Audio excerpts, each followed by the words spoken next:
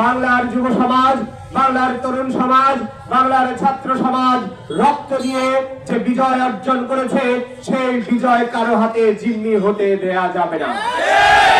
সাথী ও বন্ধুগণ, বাংলার তরুণ সমাজ একবার যেই লুটপাটতন্ত্রের উৎখাত ঘটিয়েছে, যেই চাঁদাবাজ দুর্নীতিবাজদের উৎখাত ঘটিয়েছে, তাদের থেকে যদি অন্যরা শিক্ষা গ্রহণ করে তবে ভালো, আর যদি শিক্ষা গ্রহণ না করে তাহলে একই পরিণতির জন্য প্রস্তুত থাকতে হবে।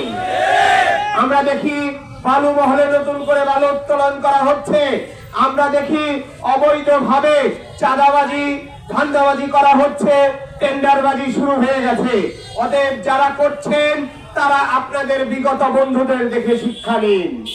সংগ্রামী সাথী ও বন্ধুগণ, আপনাদেরকে সামনে রেখে আমি সরকারের উদ্দেশ্যে বলতে চাই, মাননীয় সরকার, আপনারা নির্বাচনের কথা শুনলে আপনাদের মুখ মলিন হয়ে যায়।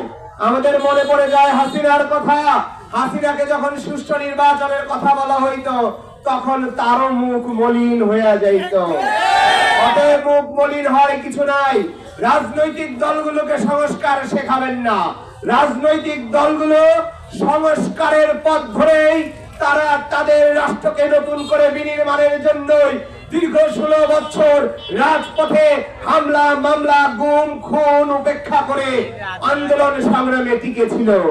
আপনারা তো দিনে দিনে 7 দিন হয়েছে আন্দোলনের গল্প শোনান, নতুন নতুন বিপ্লব দেখি, নতুন নতুন বিপ্লবের দোকান খুলতেছেন। আর এই রাজনৈতিক দলগুলো বিগত 16 বছর গুম খুন হত্যা হামলা মামলা উপেক্ষা করে রাজনীতির মাঠে এই স্বৈরাচারী হাসিনা সরকারের উৎখাতের জন্য আন্দোলন সংগ্রাম করে গেছে। অতএব আমরা জানি রাষ্ট্রের কোন খাতে সংস্কার করা লাগবে।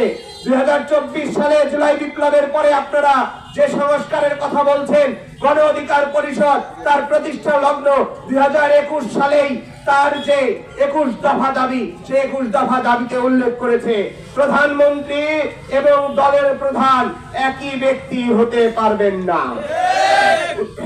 2 দ্বিকক্ষ বিশিষ্ট সংসদ করতে হবে। প্রধানমন্ত্রী এবং রাষ্ট্রপতির ক্ষমতায় ভারসাম্য আনতে হবে। গণ অধিকার পরিষদ আরো 3 বছর আগে এই ধরনের সংস্কারের কথা বলে এসেছে। অতএব আমরা সংস্কার যেমন চাই, খুব দ্রুততম সময়ের মধ্যে আমরা নির্বাচনের মাধ্যমে নির্বাচিত প্রতিনিধিদের দ্বারা আমাদের সংসদ এবং সরকার চাই। সংগ্রামী সাথী ও বন্ধুগণ, আপনাদেরকে ধন্যবাদ জানাচ্ছি। আজকে এই জুলাই বিপ্লব পরবর্তী কিশোরগঞ্জ জেলা যুব অধিকার পরিষদ কর্তৃক আয়োজিত এই সমাবেশে অংশগ্রহণ করার জন্য আমরা এই সমাবেশ থেকে গভীরভাবে স্মরণ করছি 1971 সাল থেকে 2024 সাল পর্যন্ত গণতান্ত্রিক আন্দোলন সংগ্রামে, অধিকার আদায়ের সংগ্রামে যারা জীবন দিয়েছে, আত্মবলিদান করেছে, সবার প্রতি সম্মান এবং ভালোবাসা রেখে বাংলাদেশ যুব অধিকার পরিষদের কেন্দ্রীয় সংসদের পক্ষ থেকে আপনাদেরকে আবারও ধন্যবাদ জানিয়ে আমি আমার বক্তব্য শেষ করছি। তারুণ্যের অঙ্গীকার, দেশ হবে জনতার।